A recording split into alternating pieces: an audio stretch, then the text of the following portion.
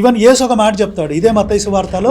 అసలు నేను ఇంకొక అతను ఇప్పుడు ఎవరైతే ఏ దీని మీద అయితే కేసు పెట్టారో అతను నేను వాడిని పిలిచాను, శివుణ్ణి పిలిచాను, ఈమెను పిలిచాను, ఇది వచ్చింది, ఇది అది వాడు ఇట్లా మాట్లాడాడు. అవును. అండ్ నేను వెళ్ళి వాళ్ళని చంపిరా అని చెప్పాను అంటే దాని మీద అతనికి ఎంత పెద్ద శిక్ష పడాలా?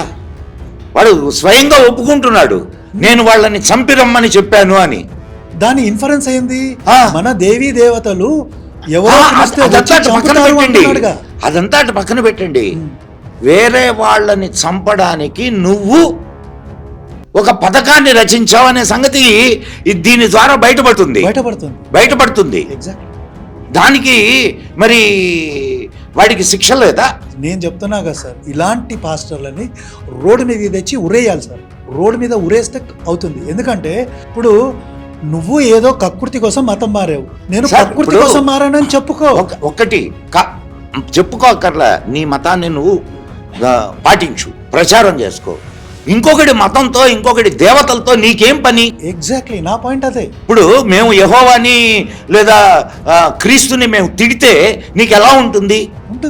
బాధగా ఉంటుంది. మరి ఆ బాధ మనకు కూడా ఉంటుందని గుర్తించాలి వీళ్ళు.